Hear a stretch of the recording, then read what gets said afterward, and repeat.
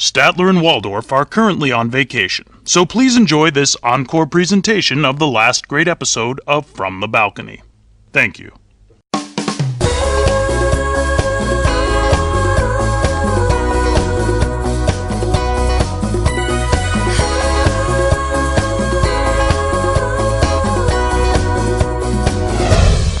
Welcome to From the Balcony, coming to you on your VHF dial, the only 12 channels you'll ever need. I'm Statler. And I'm Waldorf, on the move, in the groove, and wondering what the heck I'm talking about. Well, it's 1977, and shaping up to be a lousy year for movies. Just take the latest James Bond flick, The Spy Who Loved Me. Well, you take it. They should have called it The Spy Who Couldn't Be Sean Connery. Take it from us, this'll be the last James Bond movie ever made. We guarantee it! But there are some high-class movies out there. Such as? Such as Smokey and the Bandit, starring Burt Reynolds as the Bandit. This art film may be too sophisticated for a mass audience. Yeah, but it's a shoo-in for an Oscar. We guarantee it! Anything else worth seeing? Just some outer space movie called Star Wars. Star Wars? Never heard of it. Yeah, it's supposed to be a space western. It's got androids, aliens, lasers, spaceships, and even a princess. Sounds like it's got everything. Everything but a reason to see it. Well, we've also got an exclusive interview with the film's director, George Lucas. Groovy.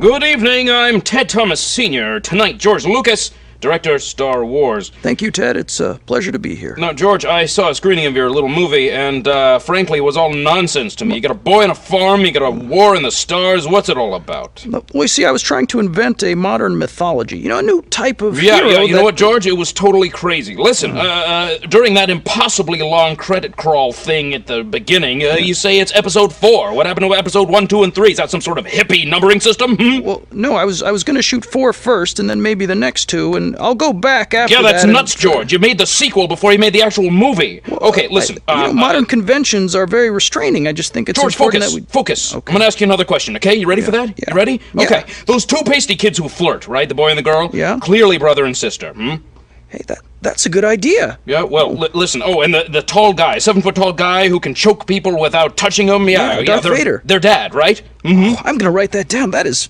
great. Oh, George, listen. Your little movie is a mess. My advice: wait 20 years and then go back and fix it. That's exactly what I was thinking. You know, I could fill the frame with all sorts of unnecessary creatures, giant skyscrapers everywhere. Well, I'll tell you this, George. It needs something. All right. All right. All right. Listen, the movie is Star Wars, little film. I don't know if you'll ever see it. This is the guy who made it, George Lucas. I am Ted Thomas Sr. Thank you, everybody, for tuning in. Good night. Back to the balcony. Hey, maybe I should have Greedo shoot first. I wonder what we'll be doing in 20 years. Who cares? As long as it's not this show.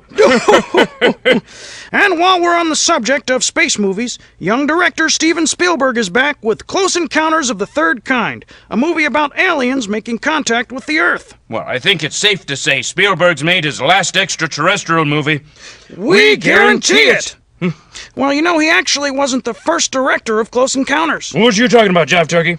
The original director and star was none other than neurotic New Yorker Woody Allen. And we've got an exclusive clip from his version. Well, what's it called? Close Encounters of the Nerd Kind? Close Encounters of the Nerd Kind, Scene 1, Take 1, Marker.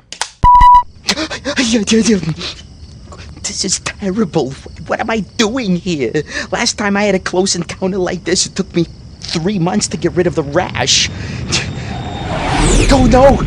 Strange visit. It's from another planet. I'm not talking the outer boroughs. This is beyond Jersey. Excuse me, but I believe you need a permit to park here. Never mind. I'm sure they'll validate. Speaking of validation, I have major issues with motherships. You see, as a child, I was abducted and then returned with insufficient postage. Oh no, they seem to be sending forth an all-powerful emissary. Either that or somebody ordered Chinese.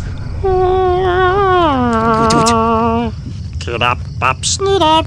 Ow. You've got to be kidding me. You're the alien? You look more like a TV dinner. What are you, from the planet Swanson? Split him. Meow. Go. Okay, be very careful with that. I tend to vaporize easily.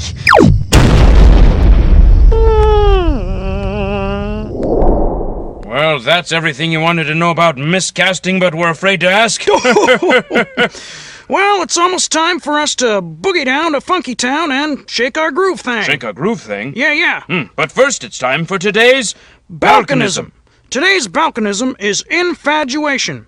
Infatuation is when Hollywood tries to make money by doing movies about the latest cultural trends. Like cashing in on disco with Saturday Night Fever. Or roller skating with rollerball. Or CB radios with Smokey and the Bandit. 10-4, good buddy. I got your back door and keep on trucking.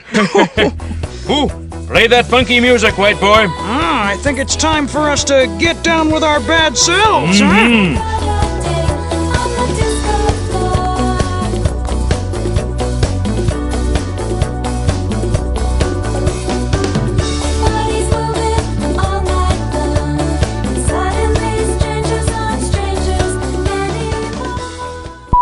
Is that your son over there?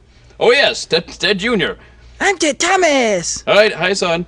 Don't lick the makeup lady.